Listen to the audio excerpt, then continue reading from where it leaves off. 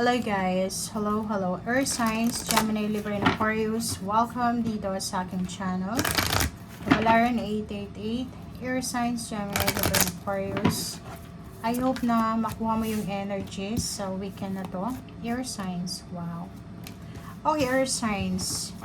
Number 5. Earth Signs.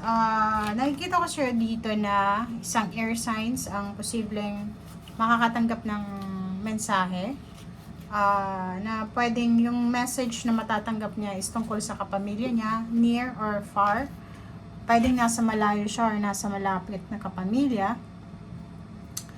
And siguro yung message niya is nag-expect ka ng parang problema. Kasi parang isang out of the blue may nag-message sa iyo na kapamilya or kung sino man na wala na kayong connection for several years, and then bigla kang makakatanggap. So parang nakikita ko siya dito na yung ina-anticipate mo na message of concern, problema, hindi naman yun yung nangyari or hindi yun yung message na matatanggap mo. So ibig sabihin, kasi family room in a in a positive position, upright position, sinasabi na good news naman itong it's either freedom, celebration, message of success, recognition, awards, going to other country, parang ganun. So nakikita natin na marami kang balita na matatanggap na ina-anticipate mo na hindi maganda pero positive yung darating. Okay, oh. So yun 'di ba? So nakikita ko siya dito na yung iba parang medyo mixed emotion, yung like for example, pag open mo ng messenger mo, nakita mo yung kung sino yung nag-message sa'yo. So, parang iniisip mo na, negative to na message na to kasi, like for example, palaging negative yung balita sa'yo, di ba?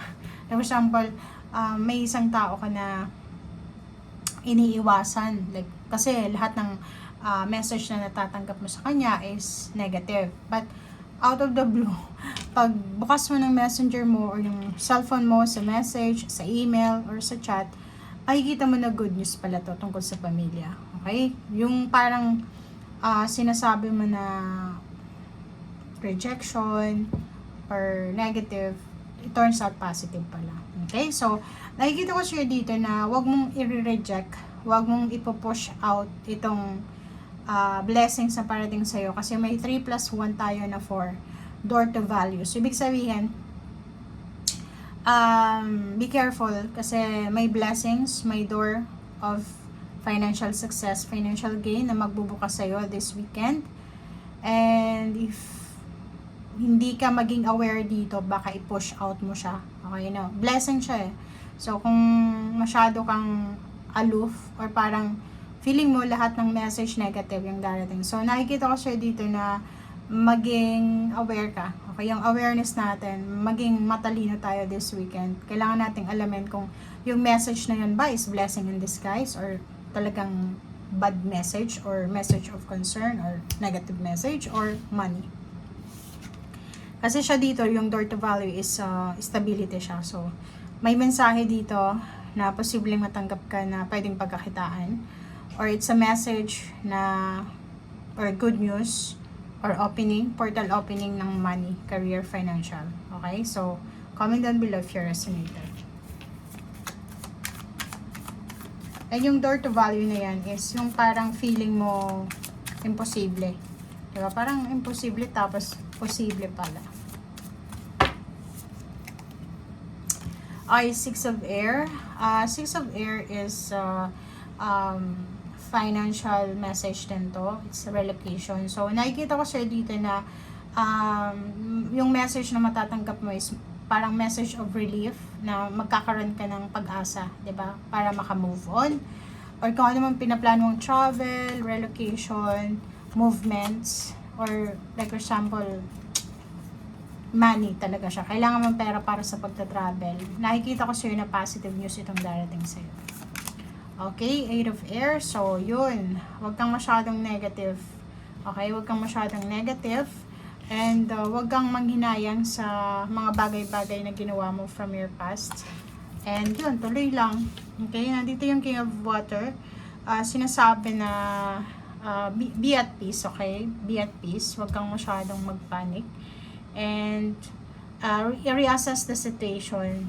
I-reassess mo kung yung bawat detalye kasi baka magsimula ka ng hindi mo iniisip or gumawa ka ng aksyon na hindi mo pinag-iisipan dahil sa nangyari sa nakaraan, ganito. So, maging matalino ka. Okay? So, as much as possible, alamin kung ano yung dapat na gawing action, pag-isipang mabuti, huwag magmadali. So, for example, may kailangan kang sagot ngayon, sagutin yung message na to, or email na to, or sulat na to. Pag-isipan mo muna, i-pause mo muna, pwedeng kinabukasan, or next week mo na sagutin. Okay? So, Eight of Fire, diba? Isang napakabilis, malakidlat, strike siya ng kidlat na message na pwedeng magdala sa'yo ng blessings. It's either to sources ng money, through sources ng income, parang ganun. And nakikita ko siya dito na dahil dyan sa mga mensahe na matatanggap mo, makakaramdam ka ng sobrang pagod. Kasi, for example, may tatrabaho sa yung full-time from Mondays to Friday. Tapos, pag Saturday, Sunday, may kukuha sa inyo as part-timer. So, nakikita ko sa'yo na medyo mapapagod ka. Okay? So, Ten of Air. Yun. So, nakikita natin na yung isa sa messages na matatanggap mo is the endings. Is a positive endings, transformation, recovery, and freedom. So, kung sino man itong kapamilya mo na may pinagdadaan ng unfairness, stagnation, restriction, na kailangan niya ng makaalis, matatapos na to, kailangan niya makarecover. It's either recovery from health, recovery from financial problems, from scarcity, from emotional problems, or ano pa man, ma-overcome niya yan. Okay? And Nine of Water, so yun, yung mga wishes nyo, yung mga dreams and wishes, yung mga minamanifest, pinagpipray para sa inyong happiness, personal and professional happiness ay posibleng dumating na. And nakikita natin dito yung evaluation. Okay? Parang marami kang marirealize from your past. It's either mistake or it's either success or errors or failures na posibleng magagamit mo siya sa ngayon para mabalance yung iyong buhay. So, nakikita ko sir dito na this weekend, you're prosperous and successful and at the same time generous. Okay? So, nakikita ko sir dito, wala namang masyadong issue dito. Marami ka lang na maiisip. Marami lang na realization ka na gagawin. I-evaluate mo yung nangyayari sa bawat paligid mo. And marami kang plano na bibigyang buhay ulit.